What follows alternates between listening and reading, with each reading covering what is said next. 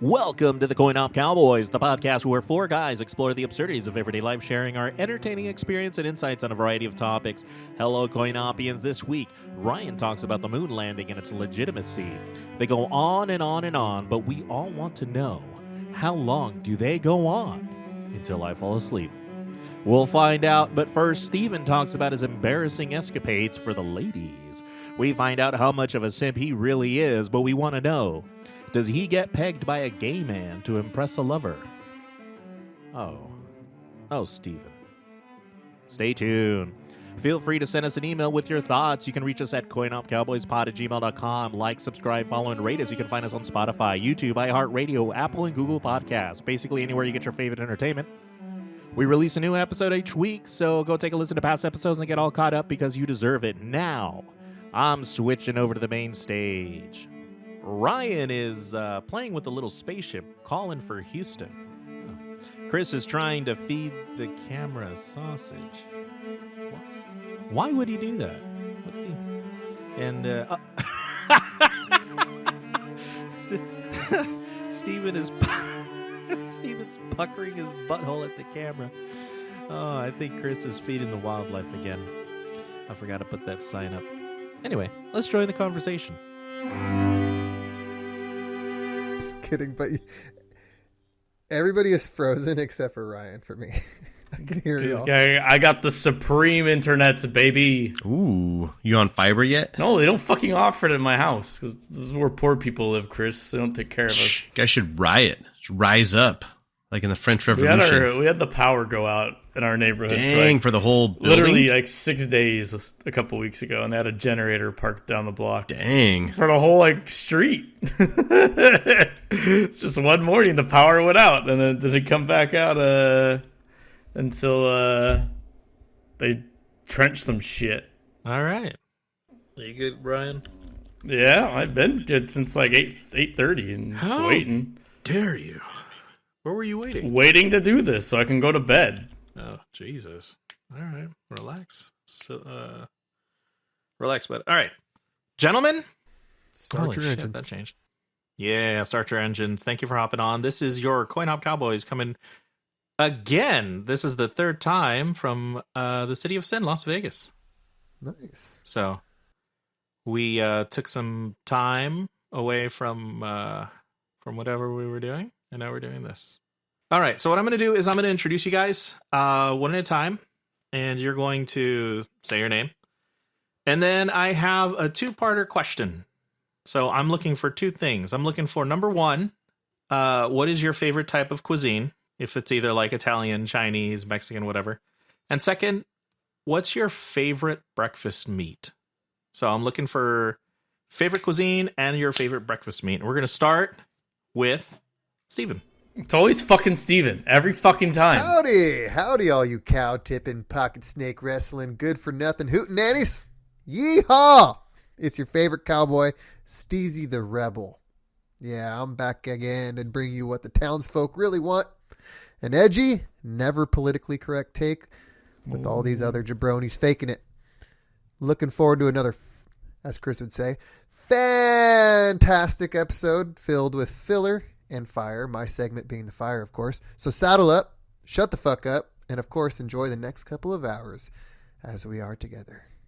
Is that good? No. That's my new intro. That was fantastic. Fantastic. I even wrote it out. FAANNNNNNN. It's a lot of N's. STIC. Wow, you wrote something. That means you actually prepared for the podcast. Look at that. Wow. I was so embarrassed from last time. I gotta come correct. All right. Favorite type of cuisine. I feel like it's changed over the years. Right now, confidently say my favorite cuisine is Thai food. That's why I'm always from Bangkok, baby. Thai food, baby. Thai food. I heard high food, and I'm like, that's not a food. I'm high for Thai. There you go. That's what I do. No, very good. Yeah, And, spicy Thai curry. And my favorite basket. Yeah. Is there even that many? But mine's going to be a thick cut applewood smoked bacon Dude. Nothing more to say there. Generic white boy. Out of the 3 breakfast meats. 3. There are only 3, yeah. All right, thanks, Steven, for your tie. I'm like, what the fuck is your goddamn food?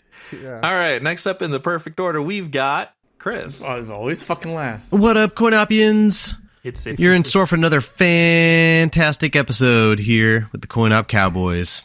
And, my favorite part about it is when I get opportunities to tell Steven that he's wrong. And so you guys are definitely in store for that tonight. It's going to be a fantastic episode. But the first thing I would like to correct him on is the breakfast meat bacon.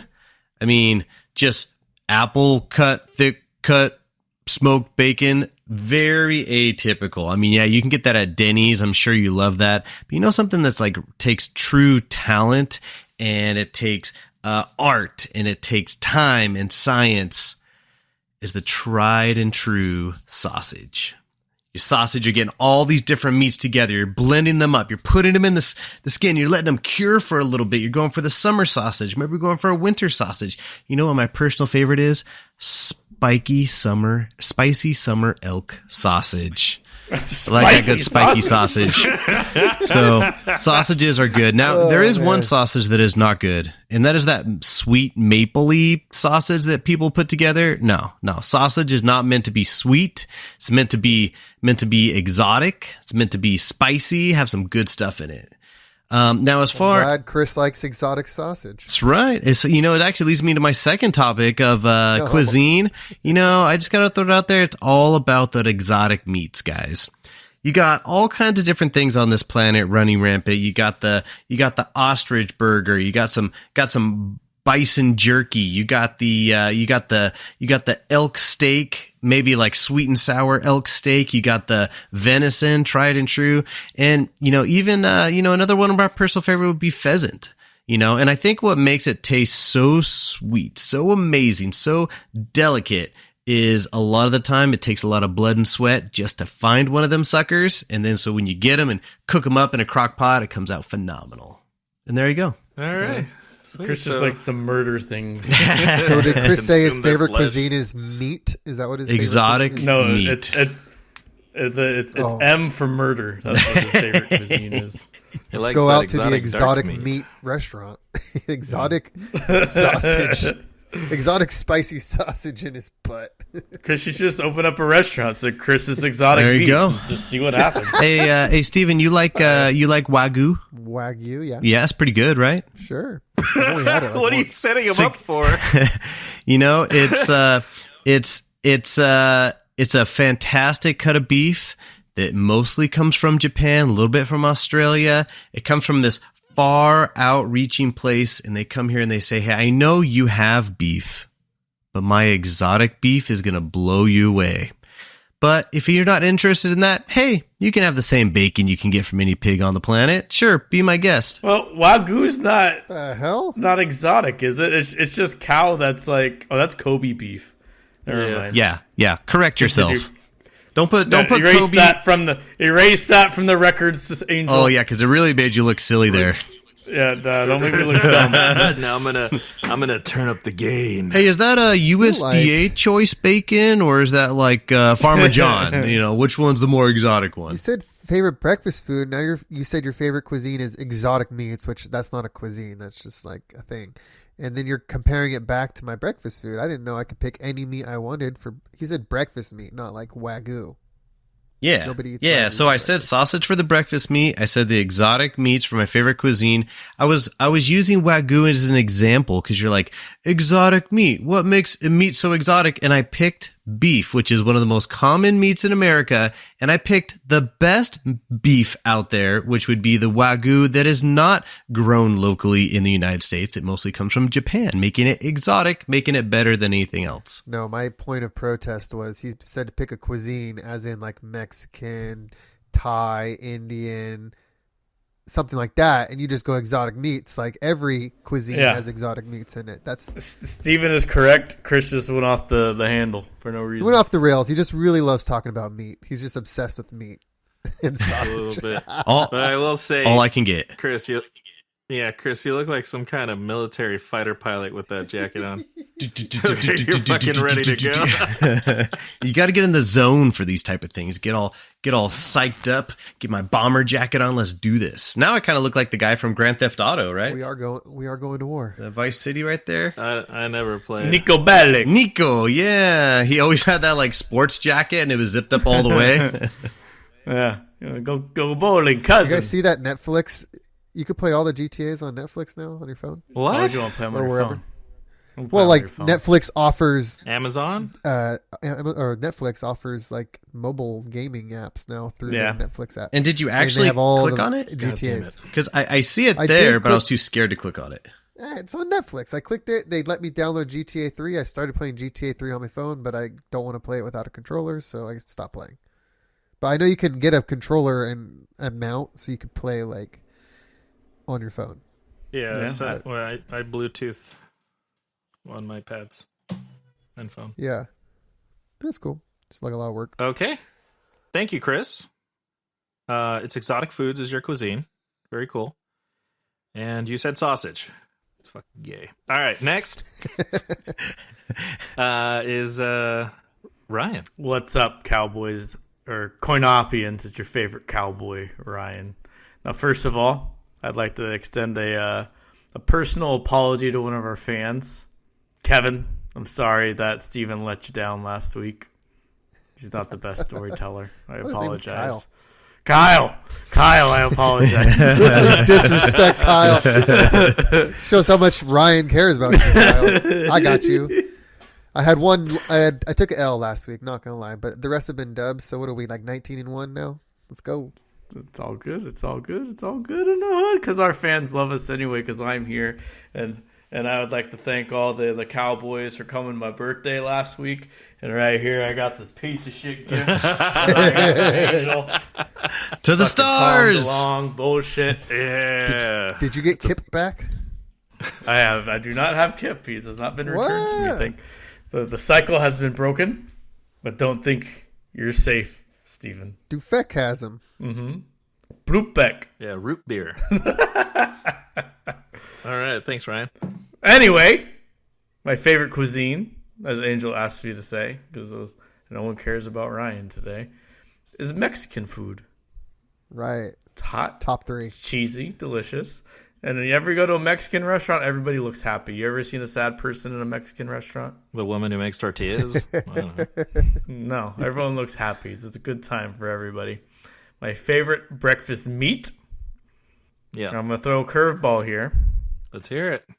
That's not a meat. When done well and prepared properly, it's bacon. Usually only home-cooked bacon.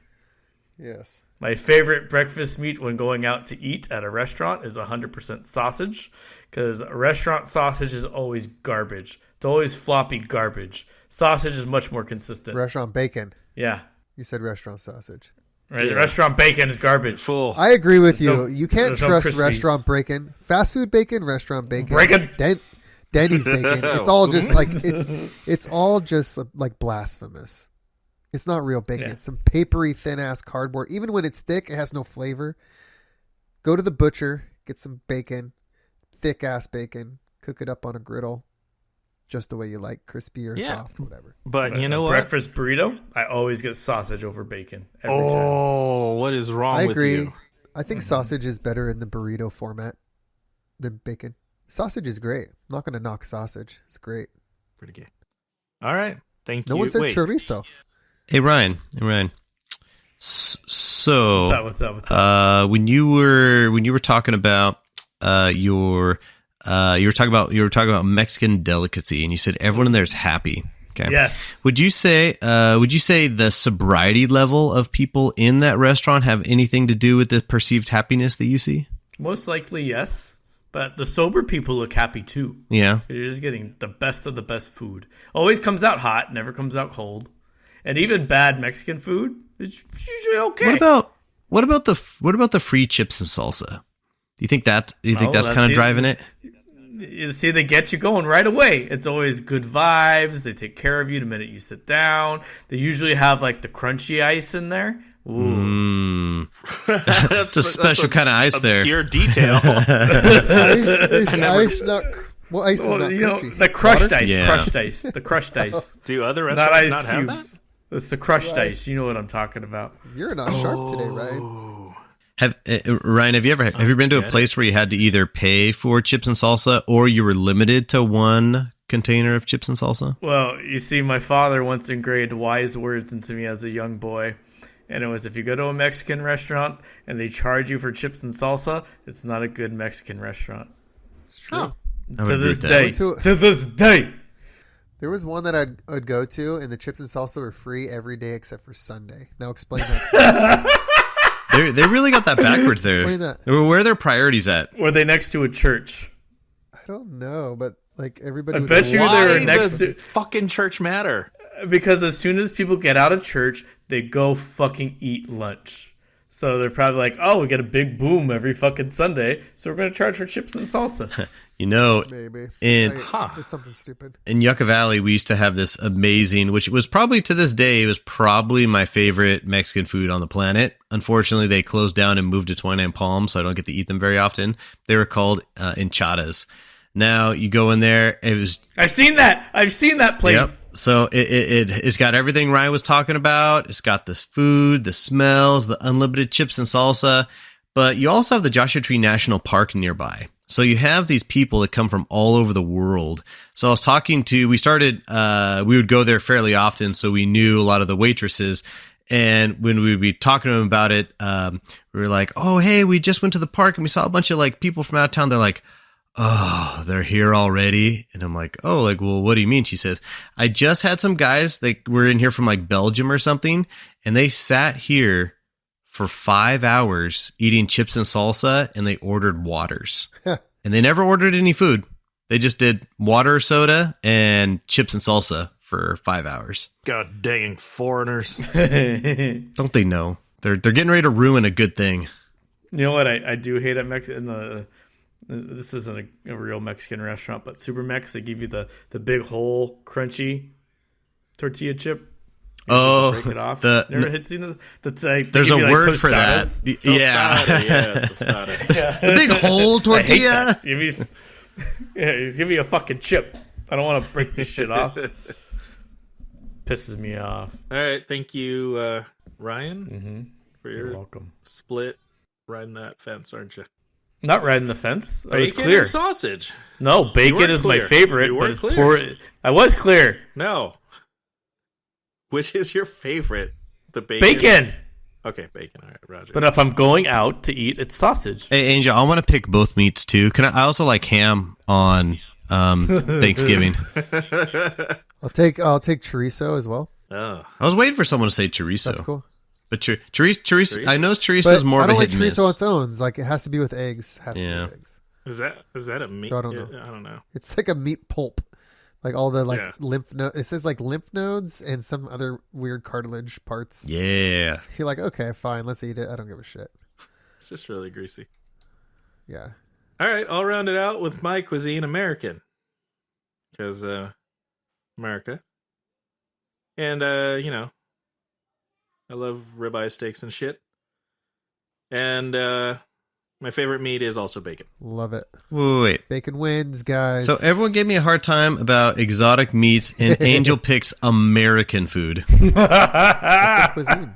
One, you live in America. It's just called food. Two, the American genre is like one of the largest food genres I've seen out there. It's just hot dogs and hamburgers. Hell yeah, dude. That's what I And, want. and steak, Barbecue. and chicken tenders, and chicken fried steak, Yeah, and ribeyes, that's and right. short ribs, and Well, if you're going to name the whole goddamn menu, go to a Mexican restaurant and start naming that goddamn menu. It's everywhere. It's not too You guys broad. forgot It's that's just barbecue. burgers and hot dogs.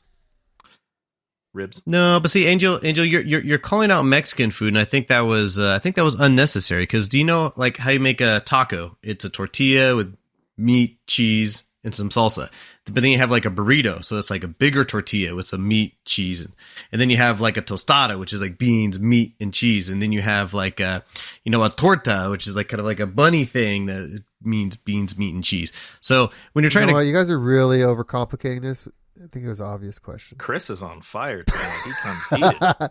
He's got that fucking jacket I on. like my bro. food hot. Fucking A, Fred. Someone says American food, I know what I'm expecting. It's burgers, sandwiches, French fries, maybe like some steak, fish on the menu. So, you know, Have you it's ever like grill. ordered a hot dog from a sit-down restaurant? Yes. Never. Yep. What? They haven't been that good. It was. Wiener Schnitzel has the best It hot was like- dogs. I want to say that I have. Like the Doghouse, I think that one. Oh, Doghouse. that's a good one. Right in Buena Park. Dirt Dog. Dirt Dog in Gardena. Pink's, LA? Yeah. There you go. See? Plenty of sit-downs. But no, that's not like Pink's isn't like a sit-down restaurant. That's like Oh. going to Wiener Schnitzel and ordering a hot dog. But Dirt Dog I'm is. talking about like sitting down at like a restaurant where other people can order like real food, and you order a fucking hot dog. Oh. I don't know. I have to think really hard about that one.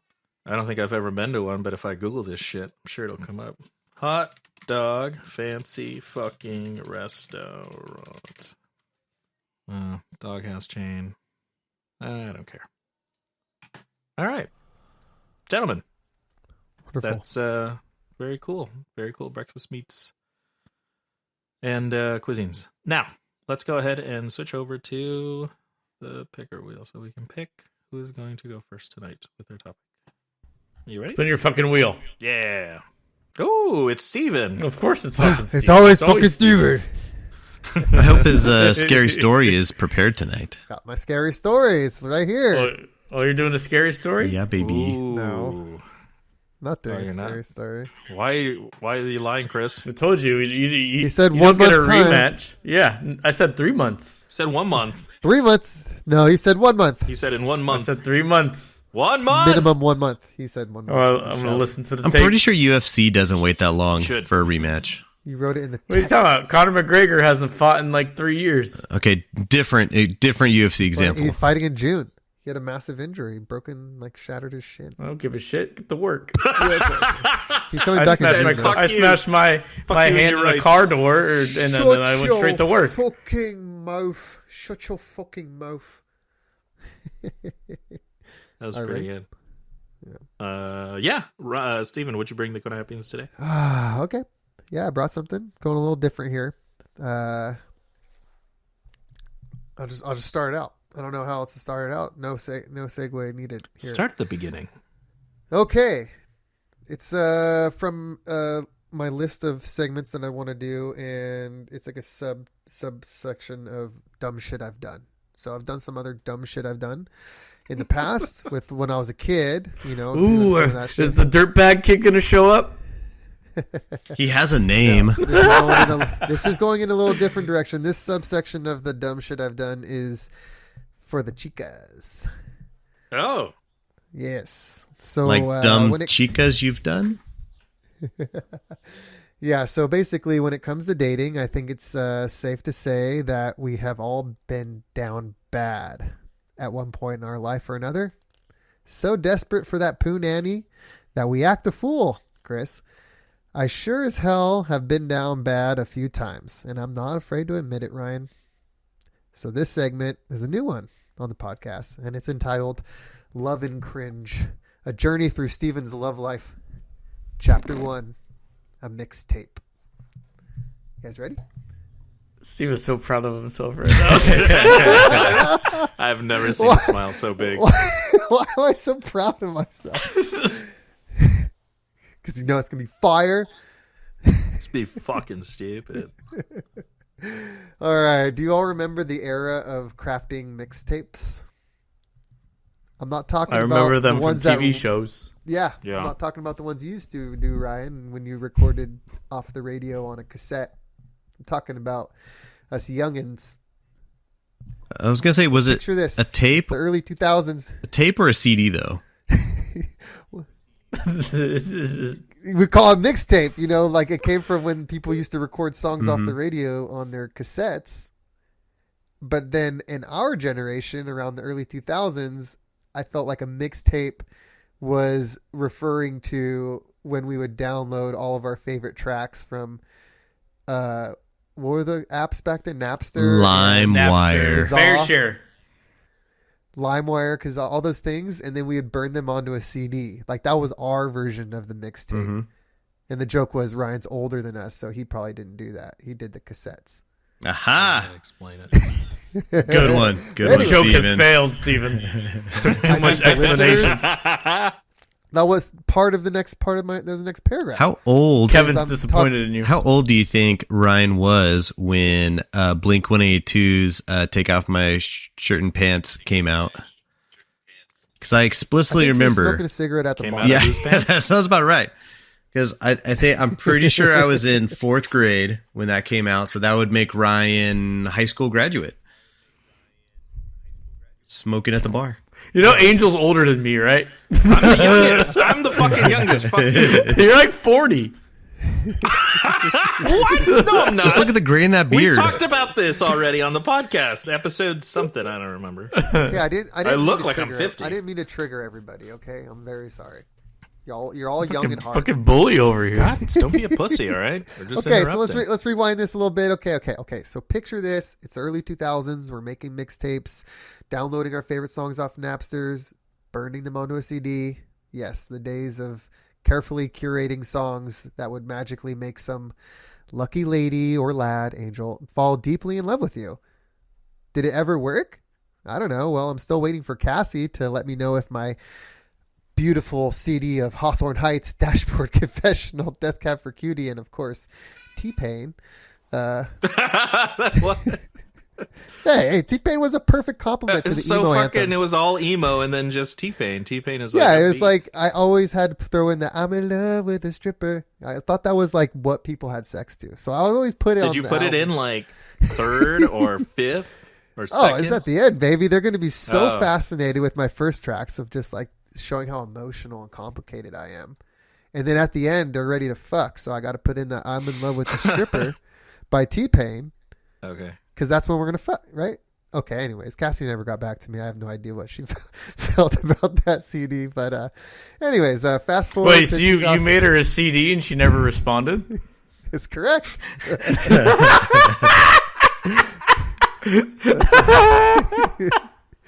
Don't know what she thought of it. Wait, how do you know? Like, what did she say when you handed her the CD?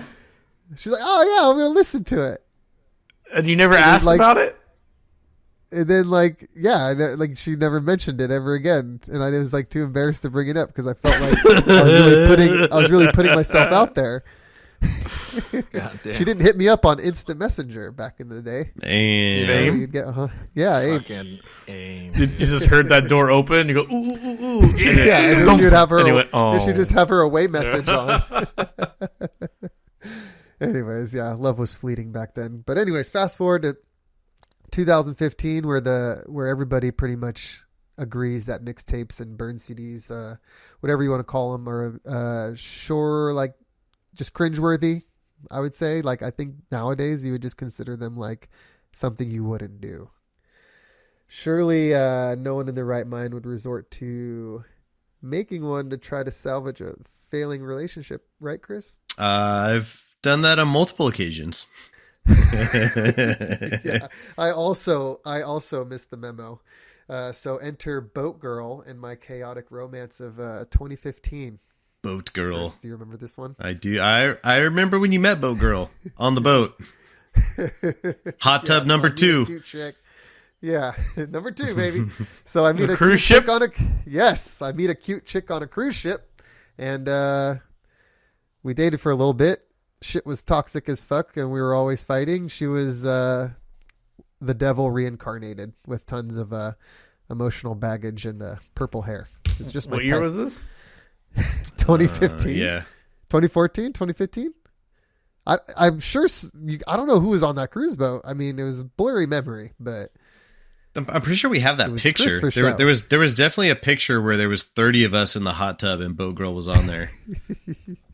she What never year got was in on this? that. She like came up. Oh my god, 2014, Yeah. 2015? I don't know. Okay. Are you trying to piece together shit, detective? Why? Well, yeah. That's nothing. I'll continue. What? So, anyways, this girl was like too much like chaos. It was like we had like this really chaotic relationship for several months before she decided she wanted to go study abroad in England. So we did what we thought was the perfect move, and we moved both of our stuffs into a storage unit. We got a storage unit But together. you lived with her? No, not yet. But the plan was, hey, we'll put our stuff in storage, and when you get back from England, we'll move in together. Yeah. Well, why did you put your stuff in storage? Well, she put her stuff there too. Because I was moving out of Chris's place, and I was gonna I don't know what. Where did you go? I don't remember, Ryan. So she moved. You lived with Chris. She lived on her own. She moves to Europe, and you both put your stuff in a storage locker. Yes, this is the thing. Yes. We had this crazy relationship. She was leaving, and I was trying to make plans for the future because I was kind of unsure of what she wanted. And so I was like, oh, let's move in together and try to take this to the next level. So I was living with Chris. She was living with roommates, and I was like, hey, let me get a storage unit. You could put all your stuff. She needed a place to put her stuff anyways because she was moving. So I said, you could put all your stuff in there, and then I'm going to slowly put my stuff in there. She's going to be gone for 3 months, and when you get back, we'll just move into the new pad. And I told Chris, hey, I'm going to move out and all this crap. And that was the plan. So while she was gone, I was going to move all my stuff into the storage unit. Are we on the same page? Yes. Mm-hmm. Okay. Nope. I'm still unsure why you were moving out. Because I wanted to move in with her. Yeah, he was. But she was moving to Europe. Yeah, and she needed a storage unit, so I thought I'd be the good boyfriend and be like, hey, let me get you a storage unit. Hey, I'm a fucking provider. Hey, man, let me... So did you move into your own place hoping she would come back? Not yet. I was waiting for her to get back, and then we would go apartment hunting. What? So she left, and then what? Okay, so she leaves to go study abroad in England, and the first week that she gets out there, she just stops messaging me. She just stops texting. She ghosted you right away. She instantly ghosted me, and I tried to stalk her social medias, and she's just out with dudes, with chicks, just partying. And of course she's partying. She went to study abroad in England, man. We had a shitty fucking relationship, and it was fucking dumb. And she left, and she's like, I'm gonna go do my thing. But she didn't tell me anything. She didn't say hey, I'm gonna go live my life or nothing. She just ghosted me. And so I was I don't know what to fucking do. I'm hung up on this chick. I'm down bad for her, and I want to do something to try to win her back. So you know what I did, Ryan? You made a mixtape. I fucking made a mixtape, and I put a slideshow on it. A slideshow? Ooh, there we go. No, Steven. So I made a slideshow of all of our cool pictures. I know it's so bad, but I'm putting it out here for everybody to hear how. Oh, you have it. No, that's a good question. I don't know if I have it saved anywhere. It's been a long time, but I burned a slideshow of us, all of our pictures together, and then I put on this Death Cab for Cutie song called Little Wanderer or something like that. It was on it, and I burned it. I took it to the storage unit. I put it on top of her belongings with a little love note on it. And at this point, I was ghosted. She wasn't even talking to me. So this is just my last ditch effort to try to win her back. And I knew the day that she was getting back. I knew she finally. How did you know? Because I knew before what day she was going to come back. So I knew that date, and then I saw that she moved the stuff out of there because I had access to the storage unit. So I went and checked, and it was all gone. And I was just waiting for a response to it. I just would sit by my phone waiting for that text. Oh, Steven, I was such a fool. Take me back. I miss you so much. I think I love you, actually. Get over here right now and stick your meat in me. She loved you so much that she had to move an entire country away from you. Yeah. So, that message never happened, and a couple weeks went by, and then I got a message, and it said, thanks for paying off the storage unit. The DVD was a little weird. Wow, just crush it. Dude, you're the emotional damage. That's so funny. Oh, dude, man. Okay. That was probably the nice version of that text message too. There's a do you know how she probably made me out to all of her friends? She read that to everyone. Or They showed it to everyone. They probably put it on at a party and laughed at me. Damn, Scotty doesn't know, am I right? Look, I dodged a major bullet. She was literally psychotic. Like, Chris can attest to, like, it was not a good situation, and I needed, like, something to pull me away from it for sure. So I feel like in the end, like, things worked out really, really good. But yeah, I still look back on that and probably think that's my most cringiest, one of my most cringiest, stupidest things I've done in love. So now I pitch it to you guys.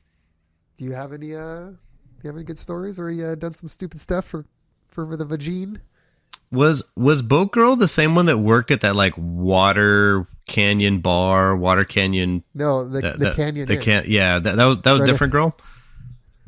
No, that's Boat That Girl. was the Boat Girl. Okay. Oh, I met Boat Girl then. I was thinking so. You did? Yeah. So How did you meet her? Were you at a bar with us? It was at the Canyon Inn. There you go. I think we went there randomly, like on a Tuesday night, and we sat down, and she's like, "Hey, let me pour you a beer." We're like, "All right," we pour some beers, we drink a little bit, we're playing pool. We got another round coming around, and then we're like kind of chit-chatting a little bit. We drink another beer, and then we go back and play like a little bit more pool. And then eventually we had to leave because it was a Tuesday night at midnight. We were about 5 or 6 beers deep, and I don't think she ever charged us. So, oh yeah, no, she would hook it up. Yeah, so I told Steven, I was like, "Do you really need to like separate from her? Because I could get real used to this."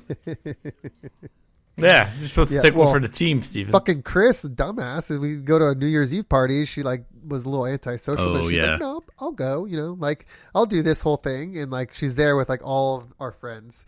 And Chris goes to do his New Year's Eve speech that he always does. And he starts naming off people in the room. He gets to me and he's like, "Steven and his new girlfriend." He's like pointing at her, but he can't remember her name. And he I finally go, "It's fucking Boat Girl," like her real name. But yeah, he's like, "Oh yeah, her." Chris had hung out with her like 7 times. You mean you kept pointing it till he got the hint? Yes. No, that was me right here. I was like, "Steven, her name's so like." funny. He got so embarrassed that he like doesn't know. She was so like. She was so wrecked, like she was like so embarrassed. She like was like, "I'm leaving." Yeah, right away. She was so upset. That's hilarious. Shows how much you appreciated those free beers, Chris. Yep, much so. I couldn't see too many free beers. I couldn't see past the beers. Yeah, but please do not sympathize with this woman. She deserves harsh criticism. So, yeah. What's the stupidest thing you've ever done for the pussy? Yeah, circle back to me because I think I have too many to think of. Ryan, have you ever done anything silly to try to go on a date or get a girl? No, I can't think of anything silly that I did, but I had a boat girl too back in the day. That's why I had to check on. Check on the years. Like, were we on the same boat at the same time, talking to the same boat girl? That whole cruise to Ensenada. That's a whole ass segment. It's such a party boat. It's such a party boat. It was so bad. My favorite part was at one point, I think Boat Girl, my ex, and my wife were all singing karaoke at the same time before anybody knew that it was all going to be. Yes. How serendipitous. Before anybody knew. And then when Boat Girl found out that it was my ex was on the cruise, she lost her shit. Yeah, it was like way after the fact. She's like, "What? I sang with your ex? I can't believe you. You're so horrible." Yeah, it was good. It was very entertaining to watch. So, in Yucca Valley, I realized that I don't know if girls just weren't treated very well out there or what, but from the tactics that I used that worked very well, I feel like shouldn't have worked as good as they were working. So, for example, the one that I used like 2 or 3 times was if a girl was like mad or upset about something, I would go buy like a dozen roses and like leave it on the front porch and maybe put like a cute note or something on there. And that would just make them melt. Like most of the time, "Oh my gosh, I'm so sorry. I can't believe I was acting that way, this, that, and the other." And I was really blown away. There was, I think it was the very last one that I used that on my ex. She was the one that just like, she sent me a picture of like throwing it in the front porch. She's like, you think some cheap flowers are going to fix things?" So it didn't always work. But for all the gentlemen out there, you'd be surprised how defusing a thing of flowers. And another piece of advice is Home Depot sells some of the best flowers. They always have them in stock, and you can grab when you're over there picking it up. Your socket set. You're like, oh hey, I need something else in here. Oh, flowers, perfect. You can grab some of those. Now, Trader Joe's has good flowers. Oh, I bet so. I've done Trader Joe's. Never thought to go to Home Depot for my flowers. They're good. Trader Joe's for flowers? Trader Joe's has a great flower selection. Oh, you're talking not for the garden. You're talking for ladies. Yeah, like a bouquet. Home Depot, you can get them like a real flower in a pot. And you can be like, this is going to last forever, just like us. Just like our love. Now, the other one is, you guys may have a hard time believing this too, but Yucca Valley does have a movie theater. Or I should say it did have a movie theater. But there was this girl I remember I was talking to in high school, and I think the movie might have been, I think it was like a scary movie. I don't know, Exorcism of Emily Rose or something like that. But I was just like talking to her, and she was like, she was saying, oh, hey, there's this, we were talking about this movie. She's like, oh yeah, I totally want to go see that movie in theaters, this, that, and the other. And then I was like, oh yeah, that looks like a good movie. And then that weekend I go and see the movie by myself. And then when I come back on Monday, she's like, oh, how was your weekend? I was like, oh, I went and I saw that movie. She's like, oh, you did? I was like, yeah, it was great. You should go see it. And then that was it. And lo and behold, after the fact, I realized what she was implying was I should take her to go see the movie. I totally missed that part. I just said, oh, I should see the movie and have something to talk to her about. Totally worked out. Something in common. Let me go see it and talk to her later. Do the research. So yeah, it worked out great. Angel, when did you meet Brittany? It was 2011. So a few years after high school. No, high school was 06. Yeah. So remember, Angel's like 50 years old. Shut up, dude. No, I'm not. I'm fucking the youngest one. I graduated in 06. I'm still cool. Class of 06. High school? No, sixth grade. Okay. Sixth grade, yeah. Well, I just can't believe y'all are just Casanovas. You just always are super suave and you never make a fool of yourself. It's good to know about you guys. Now I feel super intimidated. Okay, yeah, cool. You should. Would love to like get a poll of Ryan's exes to see like how. What's the most romantic gesture you've done outside of your current? We're not talking about romantic gestures, Stephen. We're talking about tomfoolery. If you'd like to bring that up on another podcast, you may, but you may not expand. Yeah. Mine was a failed romantic gesture. I'm asking if you had a failed romantic gesture. No, not that I could think of. Well, I remember. Okay. Yeah, here we go. Dug it out. It's more of me just being a dick. Yeah, because that's fine. When I had my New York trip, with my my rooftop of sin, because that was the girlfriend I break up with every 2 days, and of course I was going on a trip. So how dare I be in a relationship? How dare I go have fun? So I got broken up with, and of course I went and did my thing on the roof. Then you got back but with her as soon as you got back? I was still thoughtful enough to get her a souvenir. Oh, wow. And I don't know why I decided to go. We went to like the M&M store at New York, and I got this like heart-shaped M&M, and she's like, "Why the fuck did you get me this?" I was like, "Oh." It was really just to get you something. It meant nothing. Well, that was just me being a dick.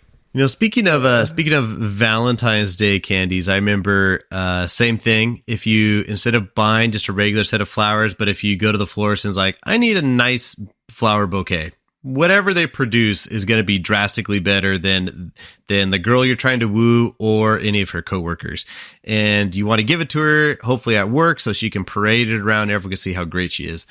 But this one time, I was like, okay, I got the flowers dialed, and then I I was looking for the perfect like heart-shaped box, and I wrote like a nice letter in there, and I said I'm going to put it in there. It's going to be this romantic gesture. It's going to be fantastic.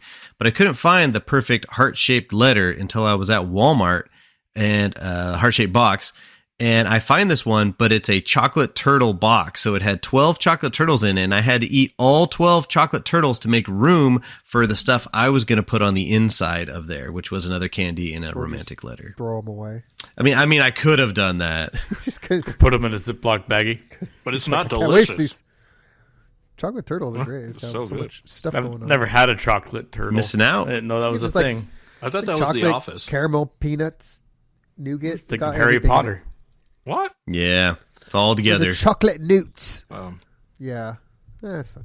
Angels, obviously, just fucking pure boss. Doesn't ever do anything wrong. probably not. We'll never know.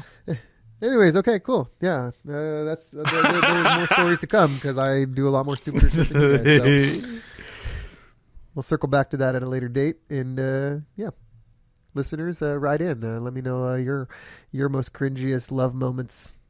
Next time I'll talk about my online dating phase. Yes, Kevin. Yes, Kevin. Let us know. Steven, Let us know, Kevin. I'll give you a story. I built. You said cringe, right? Cringe. It's for one. It wasn't for my ex. I built her a 1 year little statue, like an award, out of wood. It said 1 year anniversary. She's gonna love this. And I gave it to her when she returned from Europe. So thoughtful. Hey, look at that. That was fucking. Did she like it? No. She didn't like it at all. One coupon for free massage. So, yeah, that's my story. There was Good. like right at the tail end of college, I moved in with Steven and 3 other guys from Cal Poly Pomona. We were living in this place in Phillips Ranch, and I remember there was this cute girl moved in across the street. So I went over there and like dropped off a bottle of wine. Hey, Chris, live across the street. Maybe I'll see you in the future. We go like Steve and I go to Vegas for the weekend or something and come back. And I started talking to her, and I was like, hey, do you want to go like play pool or something? She's like, yeah, let's do it. She's like, hold on, I just got to get my fake ID. And I was like, what do you need a fake ID for? Oh.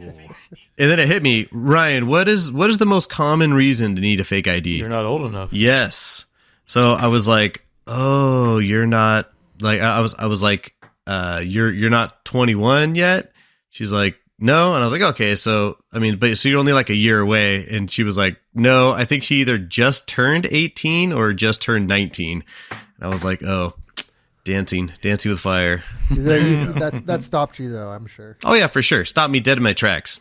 Stopped me. Now, it didn't stop Steven from plowing her roommate though. So that might be a future episode for Steven. I know not of what you speak. Yeah, you know, Steven, this segment of these girls, these girl stories that you have in the past, I'm assuming you're going to do like one girl per episode. So that makes me think you probably only have like one more episode in the can then, right? Right. Is that true? That's what I thought.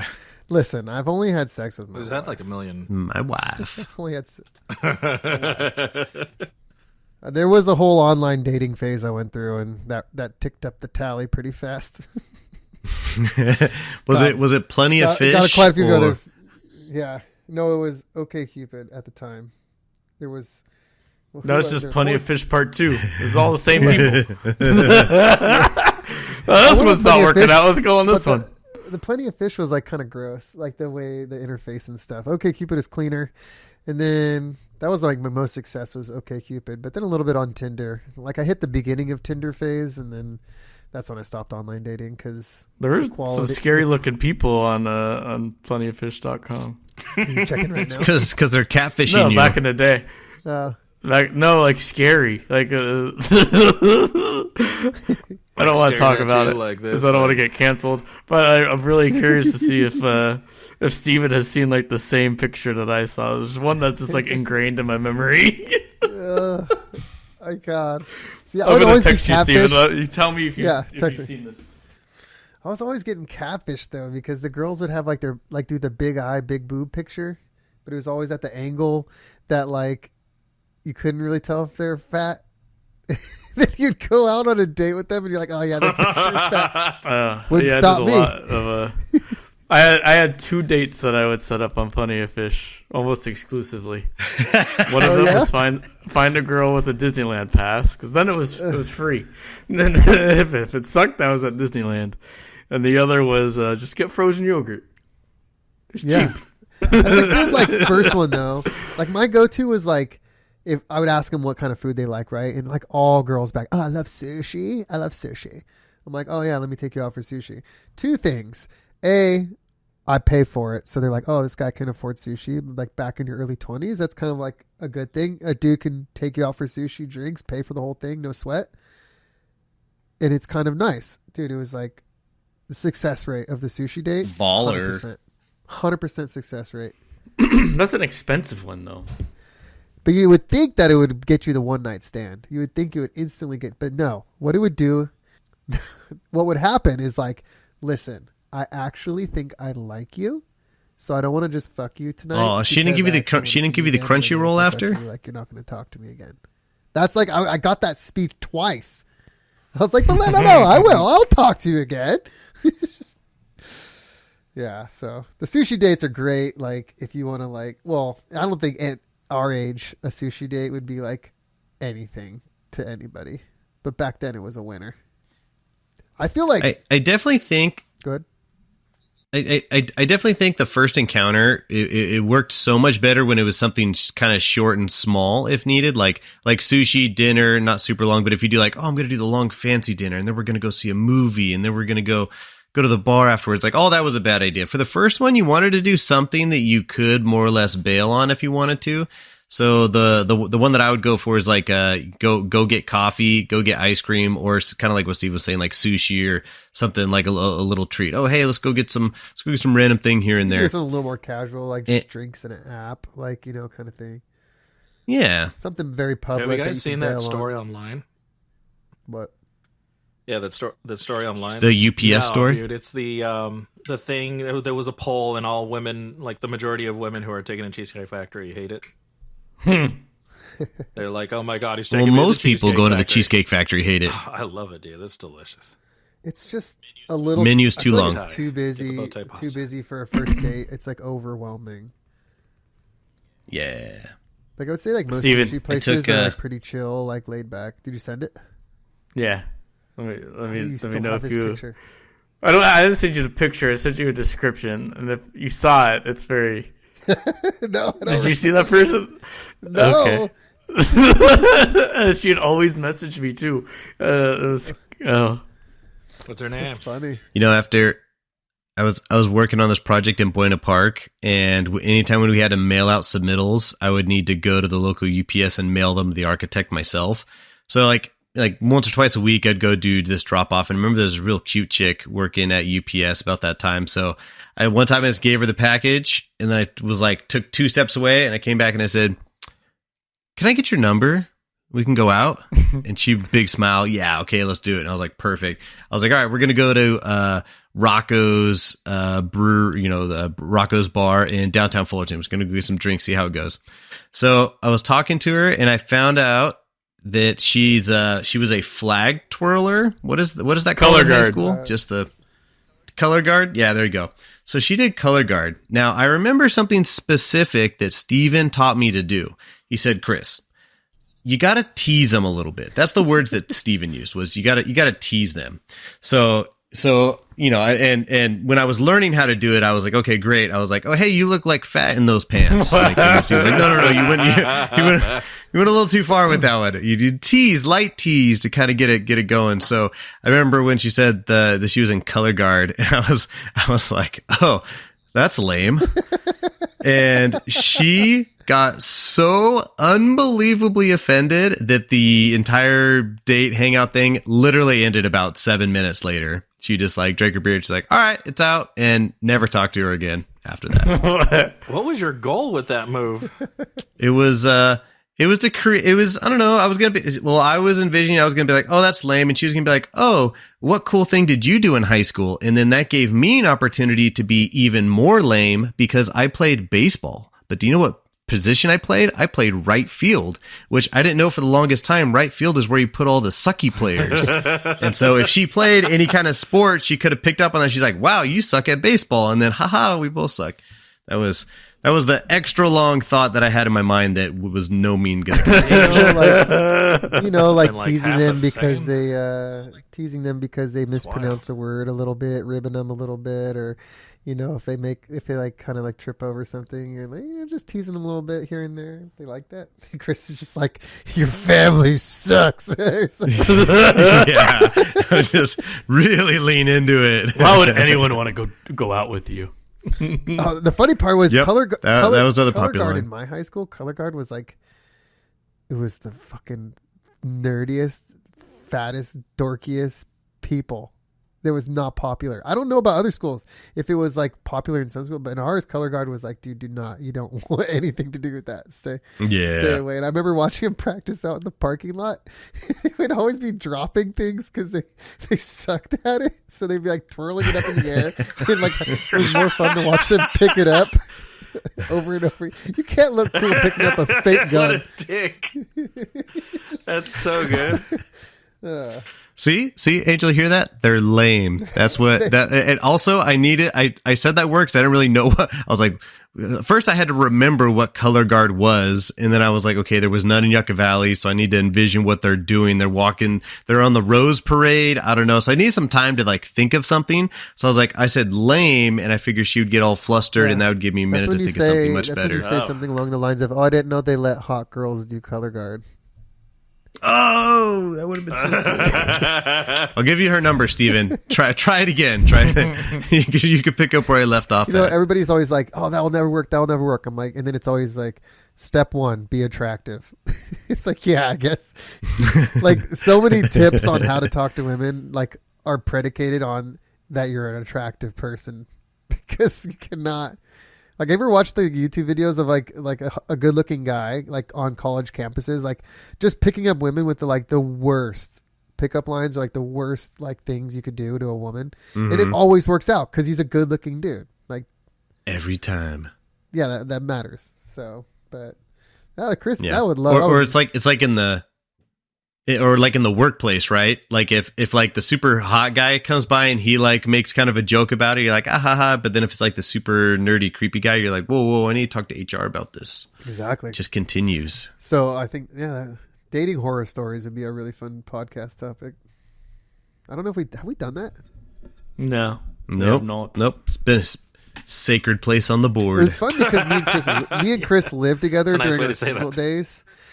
So like I was like front row seat to Chris's dating before his wife, and Chris was like front row to my dating before I figured it out. That's right. I got to get up against the glass and see the creatures that Steven would bring home. Yeah, those ones were shoot away before. Well, we almost made it to a full year of podcasting before getting canceled. Here we go.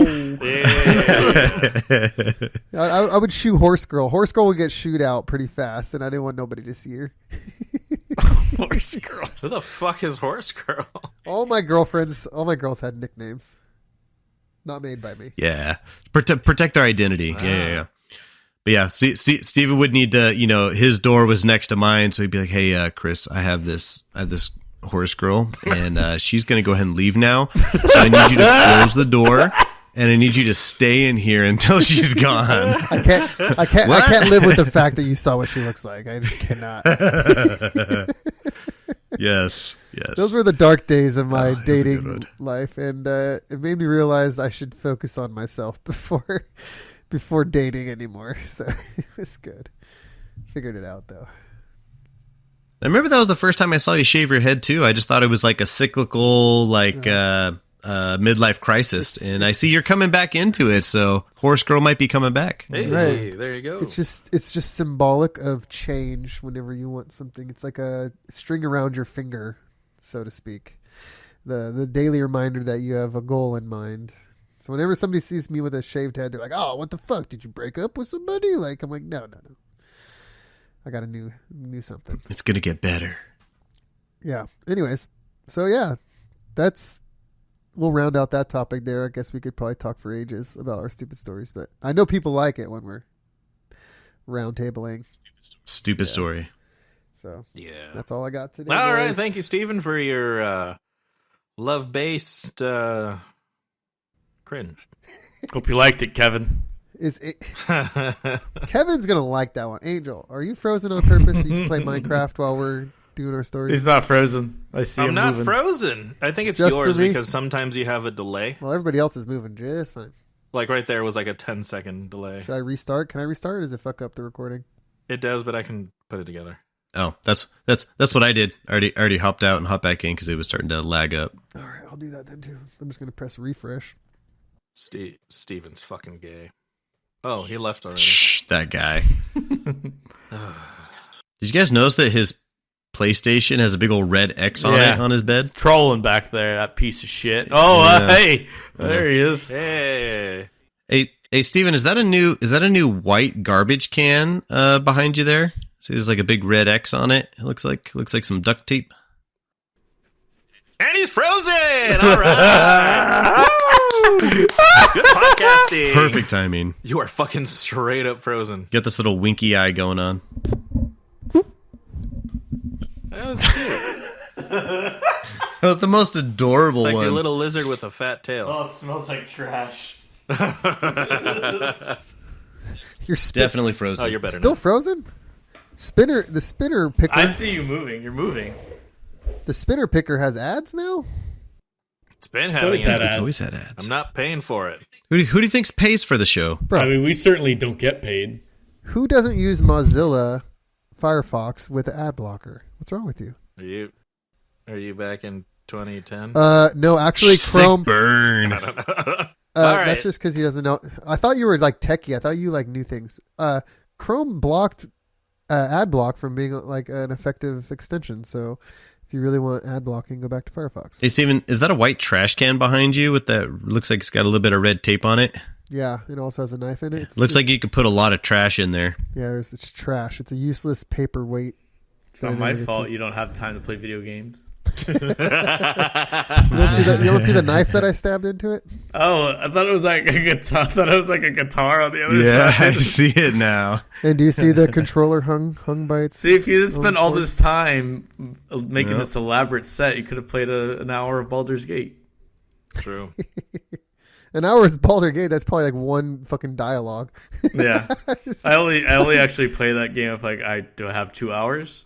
If the answer is no, do not start. Yeah. I mean, Act 1 is easily 100 hours. I already started Act 3. Oh, So you must be 600 hours do in. you have like one of those fucking Harry Potter like time turners or something? How the fuck do you have like 2 kids, a job, a wife, and a fucking Just look at somehow all the gray hair he has. I don't do. Yeah, stress. He Dude. doesn't I don't sleep. Do, He I just don't doesn't do sleep. anything else.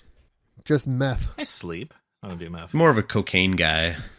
It's Adderall. That'd be cool though. That'd be cool. It's That'd be a cool guy. Adderall, actually. No, I don't do that either. Everybody's like, yeah, I don't do any drugs, but I do Adderall. I'm like, yeah, it's a drug. Not a piece of shit like you. All right. Just because it's made by Pfizer. Spinner picker. Spinner Ayo. picker. Say it like 30 Yeah, times spin your fast. fucking See if you- wheel. There. God, I'm waiting for this guy. Hey, Ryan, can you say spinner picker 10 times No. fast? No, Nazi Ryan. There you go, Little Ryan. It's your baby, turn. here we go. Oh, we It's got my another- turn. We got another Stephen I Ryan got a bone to episode. pick with Ryan. Bones? You know, It's my turn. multiple, Christopher. a few episodes back. So I What pride is going Ryan on? on his extensive wrestling knowledge. Mm-hmm.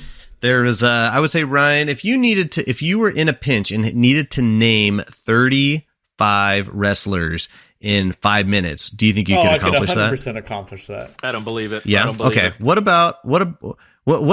I'll give you 20 seconds on the clock, and why don't you just run down and just as many as you could think of. In We'll 20 see how many you seconds? can In crank 20 out. All right. seconds? 20. Do you want more than No, 20 no, seconds? I could give you a full. I'm not. Googling Hands it. are up. Hands are up. Hands are up. Close your I'll eyes. sit Okay. like this. I'll sit like Okay. this. And close your eyes. Okay. So as soon as you say your first one, I'll go ahead and hit start, and then I'll just count them in the background for you. All right. Ready? So whenever you're ready. All right. Yeah. Shawn Michaels, Stone Cold Steve Austin, Andre the Giant, Tombstone Undertaker, Kane, Mankind, Dude Love, Cactus Jack, Ric Flair, Randy Savage, Hulk Hogan, Jake the Snake. Time. The Rock. I think I got either 13 or 14 on there. That's pretty solid. Roman Reigns. Pretty solid. I got 3 out of Mick Foley. Roman Reigns. Sting. I could name a bunch just because I've watched the Royal Rumble the last 5 years in a row. Right.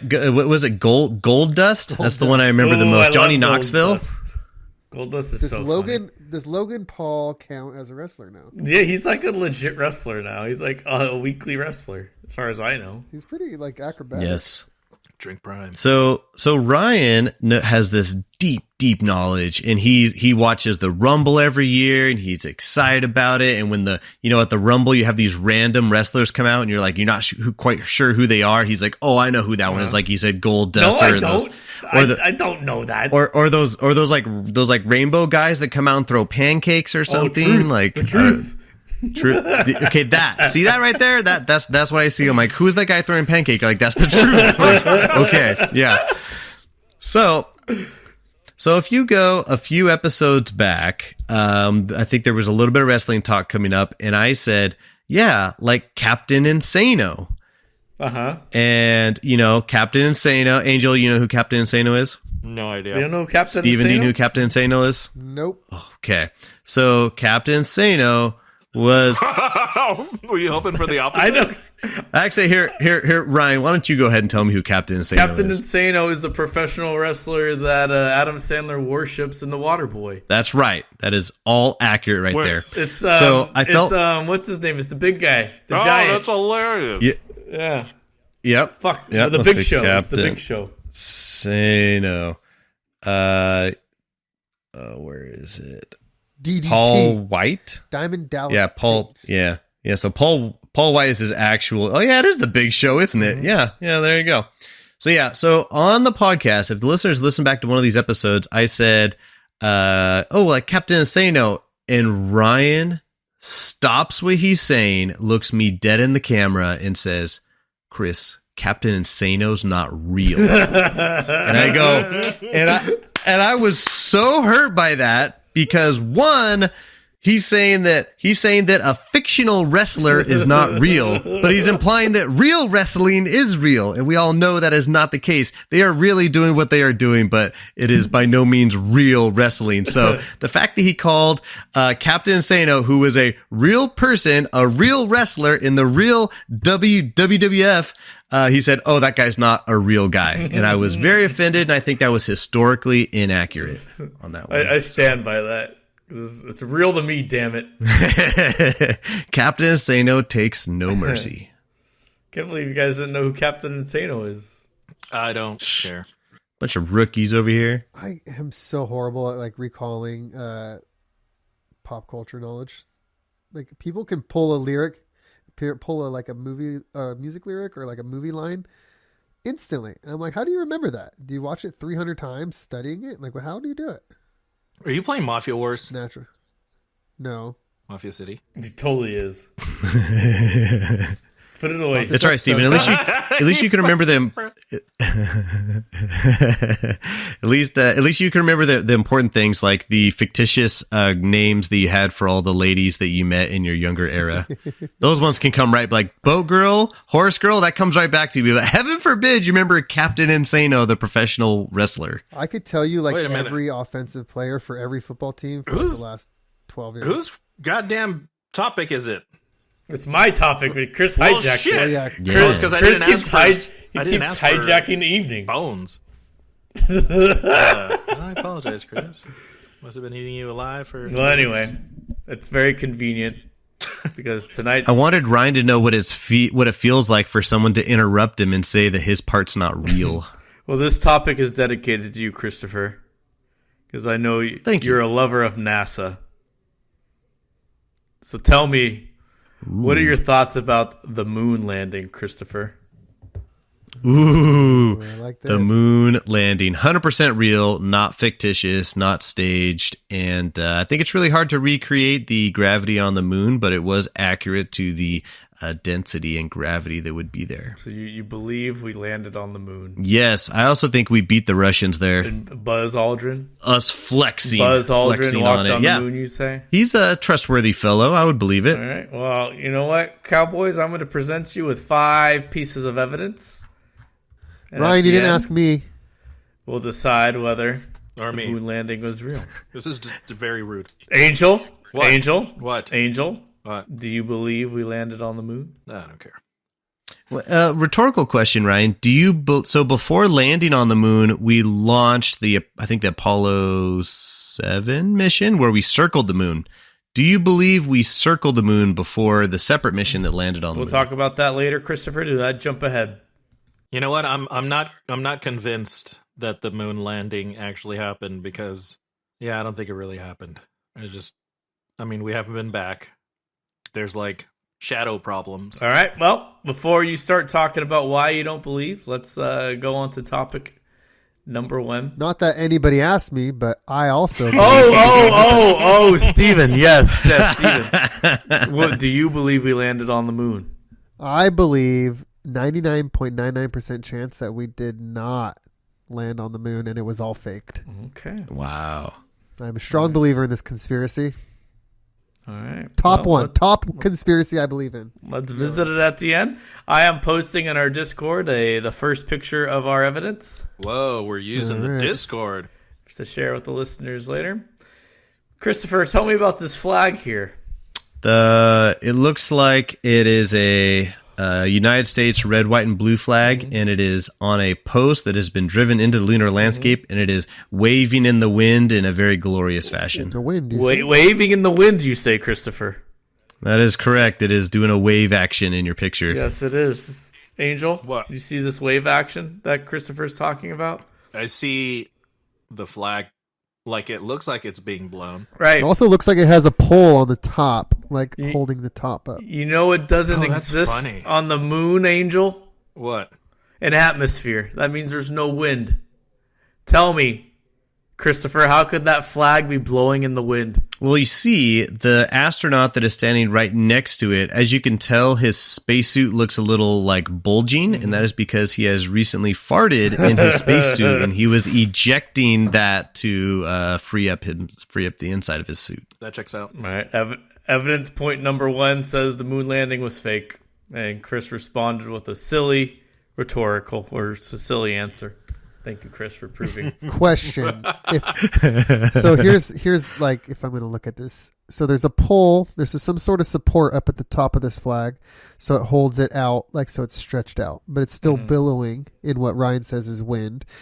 Would it be like billowing in a way just because when he put it in, like would it have like some sort of like movement to it and it wouldn't have just fallen flat and dead? Yeah, because there's no gravity. It would just Well, there's be, gravity, but it's it would like a just float. fraction of what our gravity is. That's true. It would just kind of, It would just float. yeah. All right. Piece of evidence number 2. No, Steven, I'm going to start with you on this one before sending the picture.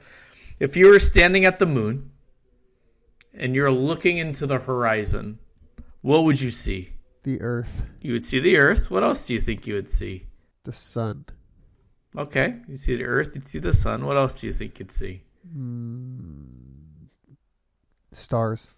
Stars, you say. Stars. Oh, Angel, shit. would you agree? I believe he would see stars. Yes. I just posted a second picture. You can compare it with the first picture. We're going to have 2 pictures with the horizon in the background. And Chris, what do you see in the background? I see the same flag that is outright like we were talking about, and we see a spaceship, and then it looks like just the edge of the moon planet and a big black atmosphere above Big it. black atmosphere. Not a single star in the sky, you'd say, Christopher? I can't tell. It's not obvious. I feel like I might see a little dot here Not and a there, single but star. they're not obvious ones. You've been camping, Christopher, out in the Joshua Tree, right? I have You know, you walk out at night, you look up in the sky, what do you see? lots of stars. Lots of fucking stars. You got zero light pollution, pure darkness. and it's an ocean of stars. You see yourself in the Milky Way. It's a life-changing experience. But somehow on the moon, you see 0 stars. I read that this was like the most easily debunked point because something to do with cameras and like the lighting that they had to light this whole place up. Something about the lens wouldn't pick up the stars because it would be overwhelmed. Like the lens would be overwhelmed by the light that's in front of this picture. Something like that. I don't know. I still believe this whole shit by fakeness, but okay. Interesting. Continue. But the star thing I think might be like the weaker of the arguments. There's so many good arguments about why this seems so phony.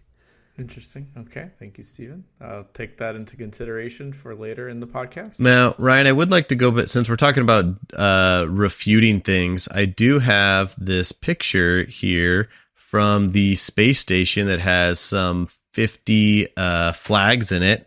And all of those flags inside the space station that also doesn't have wind or gravity or anything like that. And they were stretched out on the space station. I'm assuming that's the case because you probably, if you crumple up the flag, it'll stay crumpled up. But if you want to stretch it out so it can be seen, you can do that too. Are you sharing this picture with us? I just put it in the Discord for you. It's the size of an ant. Yeah, well, that doesn't hold much water when I can prove to you that all the space station videos are fake, but that's not the purpose of my topic today. That's another podcast. I was just about to say the space station's real. That's funny. Funny, hee. All right. Funny that we talked about Plenty of Fish this week, Stephen. What do you think was one of the number one pictures that you saw on Plenty of Fish, Stephen? Like one of the most common ones that a girl would post. A picture of her boobs. No. Not sent to you privately, but posted on the Plenty of Fish to attract you. I mean, it would be like the picture, like from above, looking down. You'd see their face and some cleavage. Mm-hmm. Did you ever not nude? Did you ever have see the pictures where girls would point their camera at the mirror in the bathroom? Yes. Right. Oh yeah, the mirror selfies. The mirror selfie, right? Yeah. Let me show you this this picture on the moon. Now it's not a selfie, however, the person taking the picture. Let me send it to you. How the hell do I get in the Discord here? Here we go. So in this picture, you see an astronaut, Christopher, correct? Yes, I do. Yep. And you see inside the astronaut's helmet, Christopher? Yeah. It looks like a reflection. Like I think I see another astronaut in the reflection. But you know what you know in those girl selfie pictures, Stephen, what was the girl holding in those pictures? Like you saw the girl in the reflection, what was she holding? A phone. Her phone, the camera. But in this picture, you can see Neil Armstrong reflected in Buzz's visor, but Neil Armstrong's not holding a camera. What's he holding? Nothing. There's no camera in the reflection. I can't see that close. Yeah. I can't see what he's holding. He could be holding like a white camera, right? He's not holding anything. If you zoom in closely, he's not holding a goddamn thing. Oh, so that's what this pic, like the big, massive astronaut, like his arms really low, kind of like hiding a selfie stick. Well, this was filmed back then. There was no selfie sticks or selfies were not a thing. So it would be the other astronaut and his reflection taking a picture of him, and this would be like a high resolution picture that you could zoom in on and see a reflection, right? There was no selfie. They're probably only like 20 feet away from each other. Yeah, but you can't see. He's not holding a camera taking a picture of him. I can't really make out what he has. Kind of looks like he is. He's not holding a camera. Tell you that much. Okay. Tell you that much. Okay. The last bit of evidence that I have for you is the proof in all the pudding on all the land is that I know who created the moon landing. And it was none other than Stanley Kubrick filmed the moon landing. I knew it. World acclaimed director of The Shining, 2001: A Space Odyssey, directed the moon landing. And he left hints for us all throughout the movie The Shining. He told us. What? No. That was about a guy going crazy. Yes, there's hints all throughout the movie about him filming the moon landing. But that's a tale for another podcast. What? Sounds like a great tale for now. That's the tale for another podcast because I don't have all that evidence in front of me. Okay. So I would like to go back to Ryan's reflection in the helmet picture. Oh, would you? Yeah, I would, because I sent the uncropped version, the full version of the picture. Uh-huh. And if you were to open that, you realize that in Ryan's picture, it was so cropped and zoomed in that you couldn't see the person's hands. So you're like, oh, hey, he's trying to take a selfie with his hands, but you can't see anything in his hands. No. It was a cheat. I'm not talking about selfies. You see that person in the helmet reflection? That's the person that's supposedly taking the picture, but there's no camera in his hand, Christopher. Yeah, so take a look at the picture I sent you. It's a little bit further. It's a little bit further back, and then I am going to send you the next picture showing the camera that was attached to the astronaut's chest, so it wouldn't fly away in the starry night. Oh, you son of a bitch! That was a spoiler. Oh, did I just break down your theory? There you go. Camera attached to the guy, doesn't need to be in his hands. Oh, there's an astronaut. Same thing. Christopher cracked the code. Christopher is too smart. Because they couldn't walk around the moon if they're holding the camera in their hands. It's too bulky, so they attached it to the suits for safety purposes. You're a true sleuth, Christopher. Imagine tripping and letting go of that camera, and the camera just floats away into La La Land, and then you're like, well, now how are we supposed to prove that the moon landing existed? Because spoiler, I believe the moon landing was real, and I came to refute all of these points of evidence that I brought your way. I knew you were a wise man. Was no regular flag at all. It was a flag designed to be stiff and look like it was blowing in the wind, so it looked more majestic. That's right, because once they set it up on the moon, it stayed there in that way. The lack of stars, Steven spoiled it earlier, because of the contrast. It wasn't the proper lens to capture the stars. If you're out in the Joshua Tree, Christopher, and you take your phone, you point it at the sky, you probably won't see any stars because it's not that kind of lens. I would also point out that in the photograph where we're saying that there is no star, there is very one specific thing that you notice, and that's sunlight. That moon has sunlight on it. You can see it on the rest of the lunar landscape. So if the sun is out, how many stars do you see from Earth? So I would say the same concept there, that you would need to be like on a darker side of the moon to pick up what the sun is not blotting out. Yes. My favorite one is my favorite one, since Ryan, you've done such a great job at really presenting this case. It's the best. Yeah, the best. My favorite one was like when they're taking off. Isn't there a video of them taking off and it's being filmed? Like inside the shuttle? No, outside, like as if they planted a camera on the moon as they took off. Oh, and they're leaving the moon. Yeah, and it like pans up. It's like, who's the cameraman? They left him. It's Stanley Kubrick. Yeah. There are I do find it interesting that we just have never been back in ages. It makes no sense. Well, and now we kind of have to relearn how to do it. It was so expensive the first go around, and where was the profit? The profit was proving to the Russians that we were better, but there was no financial profit. There was a lot of motive to fake something like this. It was Cold War era, right?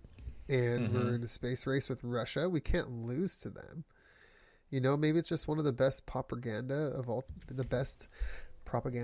It was a lot of it was for morale, to get the country to pull together. Something we could use today. I get it. I mean, it was a means to an end. Like, is it really that evil if it united the country? Like, oh, we pretended to land on the moon, so everybody was like, yeah, fuck yeah, America, and we all got together.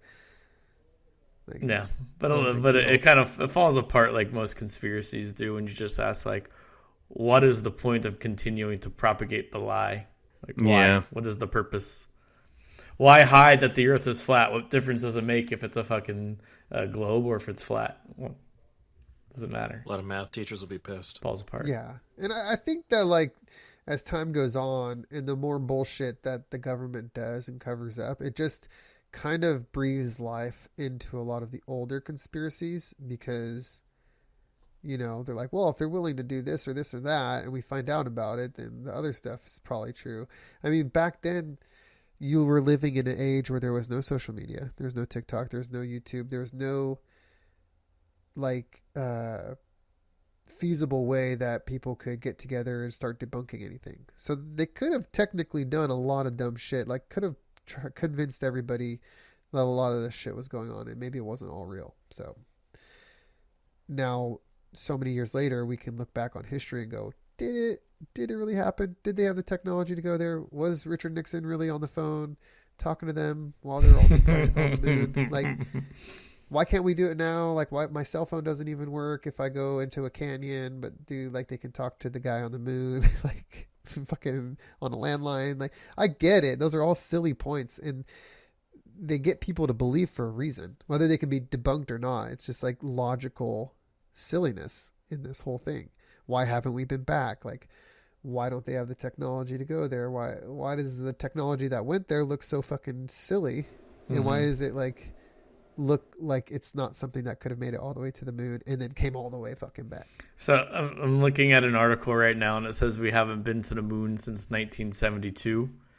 And then it says, so this was published in September, and it says it's possible NASA could get people on the moon again by 2025 at the very earliest. But if we've done it before and we had the technology in the 70s, why could we not do it in 6 months? True. Or why can't you just send like some sort of drone to the moon and then locate the spot where the flag is and then just live stream it? When was the space race announced? They're busy sending those to Mars and Venus. I mean, we have rovers on both of those. We have a sun probe that can go into the sun. What? I'm looking at this article, and it says, for people who don't believe the walk on the moon, there are 8,400 publicly available photos, thousands of hours of video footage, a mountain of scientific data, and a full transcript and audio recording of all air-to-ground conversations. So you have all that to throw in there. And the last one is a final nail in the coffin on the moon hoax theories is that a simple instrument installed 50 years ago by Apollo 11 during their day on the moon, Armstrong and Aldrin planted a lunar laser ranging reflector array on the surface, which is still in operation today. It allows us to reflect lasers off of it and measure the distance to the moon down to the centimeter. But Buzz himself has said it's fake. Buzz. Are you sure? Because I thought Buzz just got upset when people would say it was fake. Yeah, he punched somebody once or something. Yeah. What if they did go to the moon? The filming technology and everything wasn't there. The communication, like that, they faked some of it. I think that's much more likely. Or they recreated the moonwalk in a Hollywood basement or something like that. Just because they're like, hey, we did it, but we can't really be up there filming. That's not really realistic. And the stuff in the cameras, they had a lot of weight and all this stuff. And, it's not high quality. And why don't we just recreate it when we get back so we can depict it? But we'll just say it's what it was. I thought Michael Jackson did that. So we can really unite the country. I think that's more reasonable. I think that scientists have enough technology that they could have debunked it. I think they can use a telescope to see where the site is, and I'm pretty sure I've seen pictures of it proven.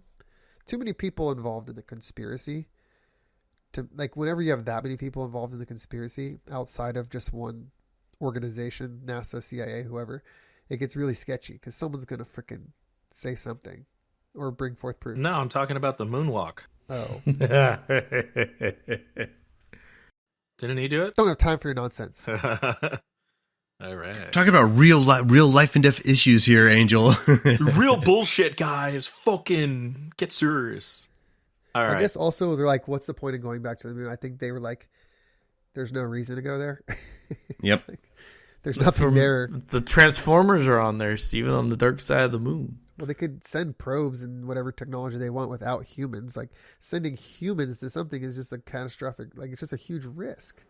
I'm surprised that they even survived. It's just so shocking that they made it there and back. Whatever happened to that? Aren't they going to send a group of people to Mars? There was a reality show. Yeah. What happened to that? They are waiting on nuclear fusion technology. They cannot get to any sort of inner solar system out that technology because they just can't get a spaceship to go fast enough. Early 2030s is what they're thinking. But like Japan, I forget which country has like had successful fusion testing recently, which was like just like a major step. Like, Game you know, breaker. when you played SimCity 2000 and you finally unlocked fusion power, like that's when your city went to like the Jetsons. Are they still hiring astronauts? Yeah. What the fuck? I mean, you have to be like black and female. What do they trans. do? Yeah, that's like the lowest job opportunity in the. I mean, how many astronaut positions are there? I don't know. 100 on the whole world? The world? Dude, I'm sure there's only probably like 20. I'm sure there's only like 24 trained, Yeah. flight ready. No, astronauts. I just went on Wikipedia, and it lists all the astronauts hired every year. Every year? What Yeah. are they Qualified doing? Every 1, year? 2, 3, 4. We hired 4 Oh, this is in Saudi Arabia. So Saudi Arabia hired 4 astronauts For what? in February. What do they do now? Australia hired 1. Besides spinning around in that silly ass bullet, G just- simulator. Yeah. Like, They what do do they go do? up to the space station. Yeah. But what the They fuck's test the point of the stuff. space station? But so many? America hired 1, 2, 3, 4, 5, 6, 7, 8, 9, 10 in 2021. We hired 10. No, I don't know if all of them are. the space station's important because Then you why can. are they hired on as astronauts? Don't you have to go through like a a testing? prerequisite? Yeah, they said there's like 77,000 hopefuls and they pick a handful. Yeah. That's weird. Anyway. Oh, God. There's pictures of them. Why are you fucking going like that over that? I mean, I'd assume they'd have pictures. Do they look Yeah. like Horse Girl? Let me send you the picture of this one. If this guy could be an astronaut, we all can be astronauts. I have a feeling he looks really smart. Where is it? Probably not other things. Is that Joshua Dobbs? He looks so fucking stupid. That does look like Dobbs. God, why are his ears like perfectly in the middle? What the fuck? Steven's gonna like this one a lot. Steven, I want your raw reaction as soon as this one loads. My raw reaction? Mm-hmm. She must be the space fucking. she's the space cadet. Everybody gets this fucking. They bring her up to the space station so Can't everybody even can get it fuck. out. I don't even know what it. I don't know what he was wanting out of me. I mean, she just looks like she looks like a nice lady, a nice lady that probably everybody fucks in the back of the space station. I don't know. She doesn't look. She looks like a stand-up citizen. She doesn't look like. What do you want me to say? Stand up, citizen. She doesn't look It looks a, like she stands up for sure. nothing wrong with She has a her. great It's personality. like a solid 6 out of 10 on the attractiveness scale. Like, I don't know. Okay. Not much. There's a of the blondes. dichotomy happening though between the guy That's and all, the girl. that's all I gotta say about that. Don't put her in charge of flying the space shuttle. But I guess let's go to the round table and see if you still believe in the moon landing. Christopher, you still believe it happened? Hell yeah, I still believe in the moon landing. A lot of the scientific ones like this, like the round Earth versus the flat Earth, there's just so much data out there that it's a lot to get through. I know we have some grainy pictures we'll talk about, but there's just other raw data that will bring it along for me. Angel, do you believe in the No, moon landing? come on. Oh, dude. you What still the think fuck? it's fake? There's so many astronauts. Why? Dude's a What are they doing? badass. That's like the character you pick on like what Baldur's Deep Gate. Rock Galactic. So I just put this astronaut on there, and he's just like buff black dude. He looks like he's all ready to go to get his NASA costume Are on. you assuming he's Yeah, or the suit's puffy. I don't know. So one of my coworkers, when my coworker went to LA High, and he had an opportunity to do like a small like internship over the summer with Caltech, and he roomed he shared a room with this guy for like a week. And so it's funny because this guy in this picture, his Robert, no, I don't know. I'm sure I can find his name somewhere, but Robert Downey Jr. he's getting ready to doing, he's getting ready to go into space for whatever reason, and it made my coworker go. He's like, "Wow, like, want to know what that guy's doing with his life? He's going to space. What am I doing with my life?" And he says he feels like a very much underachiever after seeing that this guy had the same opportunity and he figured out how to be an astronaut. I can't imagine anything more terrifying than sitting in a rocket ship being sent to fucking space. Yeah, Victor Glover is part of a 4-member crew that will orbit the moon in NASA's Artemis 2 mission scheduled for November 2024. Angel, you still believe in the moon landing, or have you been swayed? No swaying. I do not believe in the moon landing. You do not believe in the moon landing. And that was my original. What is your main key point of evidence on why you don't believe we landed on the moon? Why do we have so many fucking astronauts? I'm happy to have opened that rabbit hole for you, Angel. Okay. Great.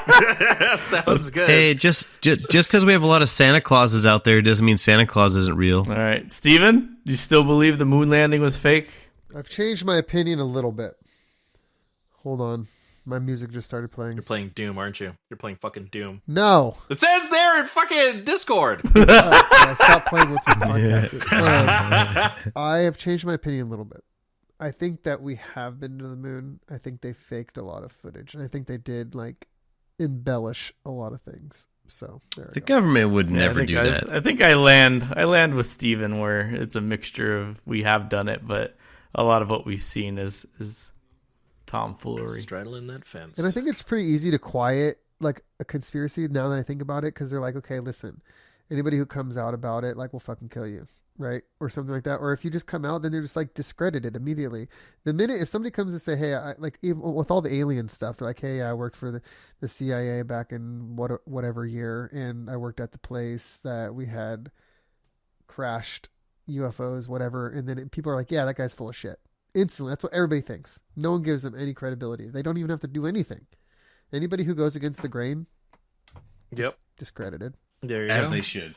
All right, let's go ahead and Even if we're they're running out of time. We got like almost 2 hours of this bad boy, so we're gonna cut it there.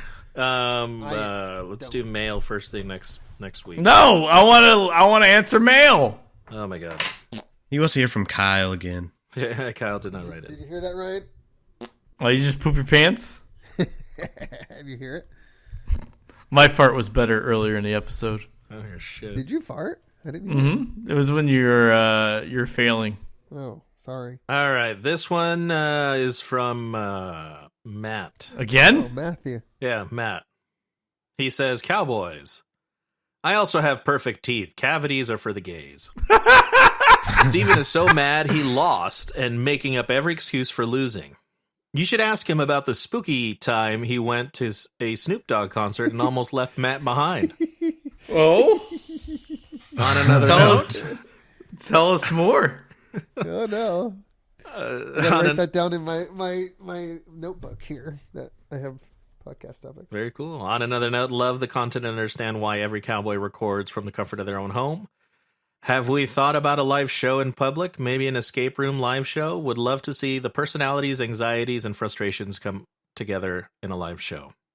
Love you, gay boys. P.S. Ryan is my favorite. Yeah, baby. Followed by a tie of Chris and Angel. Hashtag shit on Steve. Oh. That's just pure. That's because I told the Matt story. That's why he's just mad about See, it. I never lie to the CoinOpians when I pronounce myself the favorite cowboy. There you go. I will tell the story about Matt at Snoop Dogg concert, and you know what? I'm not going to hold back anything. Now that I know he hates me, I'm going to let it all out. An expose on Matt.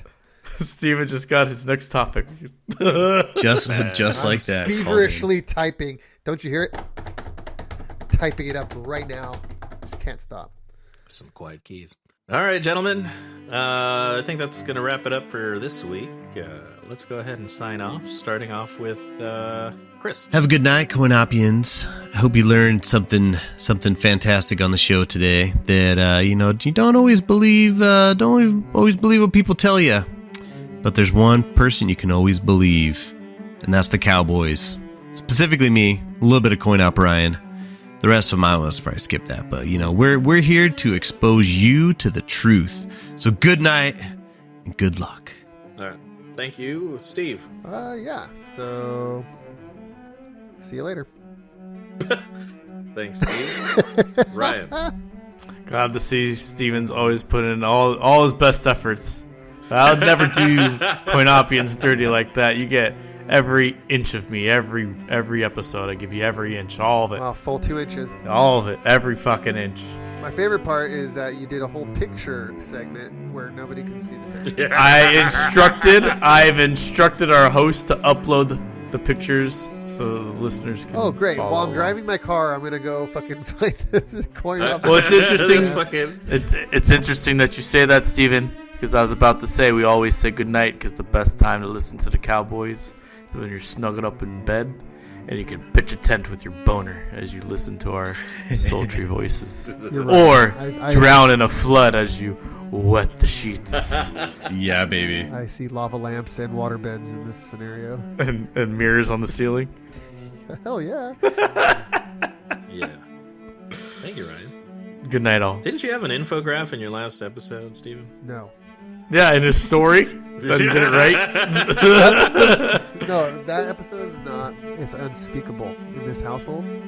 You're not ever allowed to talk about that episode. You have no Scrap idea it. how excited I was 30 seconds That's into the- your story.